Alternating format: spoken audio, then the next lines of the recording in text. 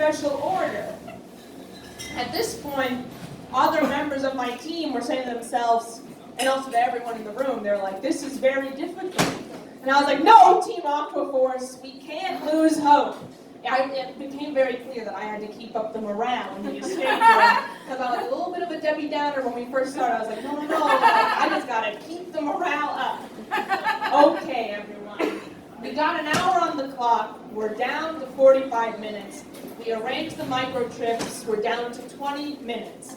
For the next part, we actually finally have to unplug the computer, which came with even more obstacles because we had to use a virtual reality set of glasses that showed you all of the different wires of the computer.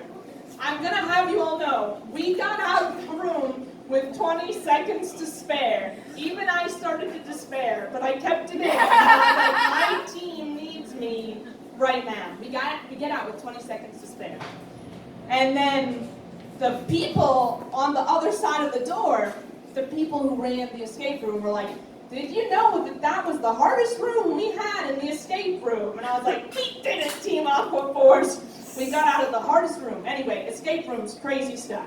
Crazy stuff. But again, sometimes forced fun can lead to even more unexpected surprises. The second half of this work event was we went to this venue and we all got food, and then there was a person there doing palm readings, a person there doing tarot cards, and then two people that did like caricatures. So here's the thing, I don't like caricatures because I don't like looking at my face. And caricatures are like a really big version of your face that's like a little too hyper-realistic. And it will, if you put it up on your wall, will look at you depending on where you go.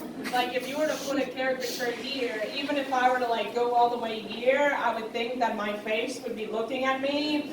I don't like that. So I was like, well, I'm definitely not standing in line for one of these. Also, I knew that after this event, I'd have to take the metro home, and I didn't want to be that woman who carries a large face in her, and that would be my face. Like how bizarre would that be if you were on the metro just carrying a big thing in your face? So I was like, I'm not going to do that. So I'm like, I'm going to get my palm read. It had been a few years since I got my palm read. You might be thinking, that's not real, that's joke science or whatnot, but these people know what they're doing, everyone. So I sit down. The woman's like, all right, do you want short term or do you want the big picture? I was like, just give me the big picture. She's like, all righty. She's like, don't worry, you're going to live a long time. I was like, that's kind of not as concrete as I want. Because long time, your long time, could be different than my long time. I would say my long time, you ever hear about those people who live to be 127? That's a long time, and that's not for me. Like, I think around, like, if I ever got to, I don't know, knock on wood because I'm scared of this type of time. I think if I ever got to 94, I'd be like, this has been fine. But she was like, well, it doesn't say, but you're gonna live a long time. And I was like, okay, sounds good. And she's like, you are doing something right now that you're good at, but it's blocking you from pursuing something else that you'd be even better at. And I was like, oh my God, what is this thing? And here's the thing about my personality, I don't think I'm good at anything. So I can't even decide what the thing is that apparently I'm good at that's blocking me from something I'd be even better at. And I was like, and here's the thing, I never got to play sports as a kid, and I don't know why, maybe because of me, maybe I didn't have an interest. I mean, I can't say, like, that's probably true, but I don't remember. But I think I probably said I don't have an interest. But that's because with sports, I think they're valid if you want to do it, but I just didn't at the time. Anyway, my whole point is, could I be a professional athlete at a time? Like, could I like $1 million baby type of transformation, because I always thought I'd be good at boxing, especially when I saw the movie $1 Million Baby, and I was like, maybe that's it. But I don't know, it could be anything, and she couldn't give me any answers. So then I went over to get my tarot cards read.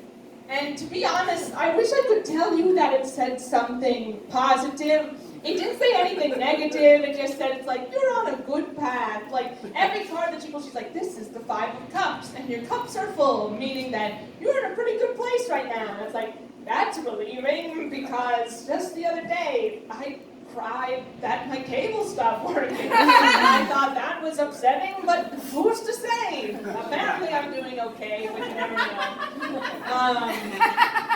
One great thing about this event was there was like a tray of crab cakes, but they were in a very inconvenient corner. So I kept finding reasons to go into this corner to eat another crab cake. They're pretty good. The other thing I have to say, and I'm going to end with this, and this is brand new material, because it just happened to me. Here we go.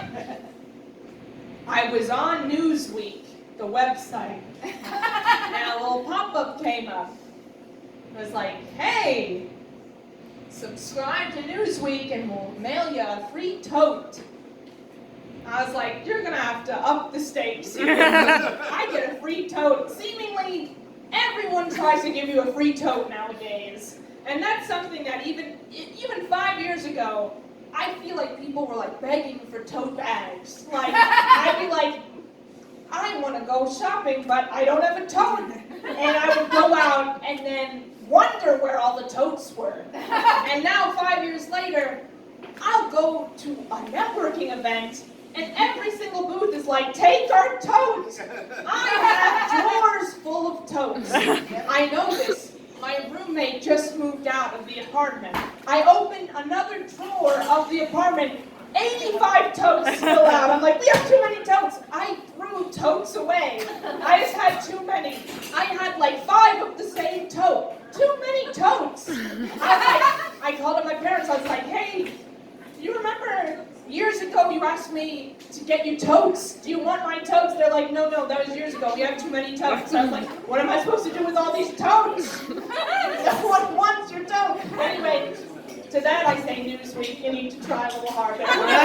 Maybe I get a little pen or something. Maybe I would do that. But totes, the new thing. All right, everyone. You have been a very wonderful audience, and I appreciate it. I'm Stacey.